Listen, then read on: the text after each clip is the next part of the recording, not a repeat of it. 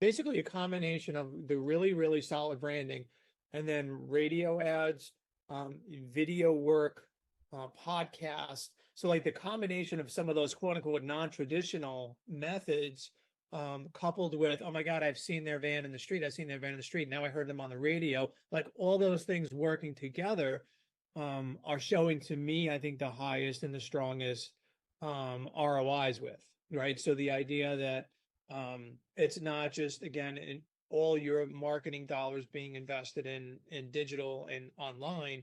It's some of these other areas that really work hand in hand with the idea of that 5 mile famous in that community, right? So thinking about it from that perspective, I think there's some good lessons that we could probably circle in on and talk about as far as not being so dependent on and not being so one dimensional, right? People look at their marketing spend and 90% of it is going online because they're like, well, I got to get leads.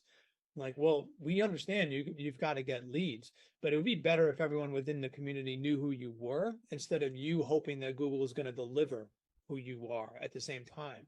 So that I think is a great message that we can talk about and we can zero in on that specifically, as far as how that benefits and that serves to, increase obviously the reason why that they should use someone like you, obviously, to help with some of those things. And also the idea that, hey, this is another thing that I should be investing my time in. And the reason why some guys don't want to do it though, Jim, honestly, is because it's hard, because it takes a commitment, because it's work, where it's easier to send a check to the digital marketing company and say, buy me more leads, right?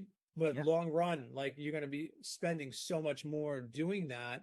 And you're also not building up residual. Like you buy that lead and then that customer comes to you. Now you got to buy another lead. Ever since we've been communicating as humans, as far as I know, we've used the know, like, and trust. It's kind of Yeah.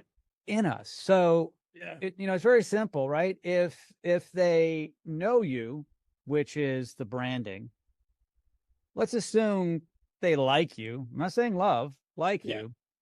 And the trust kind of comes with the whole branding thing, because if you're branded well, and if you're in many different places, you have authority as well, because you're on videos, you're on podcasts, you're on billboards, you're on your van, you're on TV, radio, whatever it is.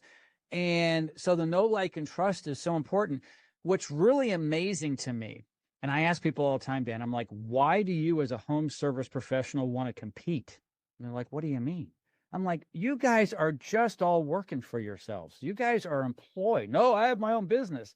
I said, not necessarily. You are employed, self-employed, and you're only as good as your next lead. You need to separate yourself from the pack, do something different, brand yourself, and stand out. I talk about it all the time online. Stand out. And many of these companies don't stand out. So when I see that you've done a rebrand, I know that that company has made a decision to stand out.